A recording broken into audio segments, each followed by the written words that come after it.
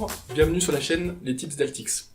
On se retrouve tous les 15 jours pour échanger sur les astuces, les bonnes pratiques qui vous aident à vendre plus et mieux à l'aide du digital.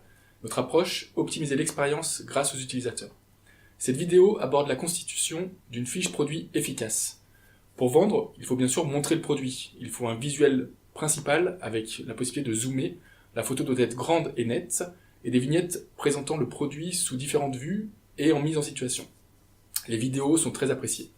Les tests AB avec les photos sont souvent très intéressantes en termes de résultats. Il faut ensuite hiérarchiser les informations produits, avec le titre, la note des avis, les disponibilités, un descriptif court, avec un lien vers un descriptif plus long. Les options du produit s'il y en a, le prix, le call to action et les éléments de réassurance. Hiérarchiser les boutons d'action et bien sûr tester les intitulés. Pour les couleurs des boutons, soyez cohérents. Le bouton principal doit avoir une couleur contrastée pour attirer le regard et le clic aussi. L'eye tracking permet alors de vérifier que le regard n'est pas attiré par des éléments parasites. Le prix, les boutons d'action principaux doivent être proches et au-dessus de la ligne de flottaison. J'en profite pour rappeler que la mise au panier sert très souvent de sauvegarde ou de devis. Donc n'oubliez pas la fonction wishlist et mettez-la en avant moins que le bouton commande bien sûr. Placez les éléments de partage avec les réseaux sociaux ou par mail sous le visuel. Précisez les avis clients, ajoutez du cross-selling.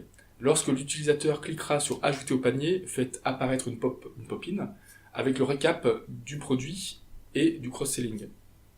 Il est utile alors de proposer soit de voir son panier, soit de continuer ses achats. Informez dès la fiche produit du montant des frais de port, cela évitera des déceptions et des abandons de panier par la suite. Cette page doit également jouer sur la psychologie de vos visiteurs. Il y a des techniques et des solutions pour influencer un marketing comportemental. Un stock limité, un prix psychologique, un nombre de visiteurs simultanés ou un nombre d'acheteurs depuis les 7 derniers jours. Un compte à rebours pour être livré le lendemain, etc. Il existe énormément de techniques pour booster vos taux de conversion.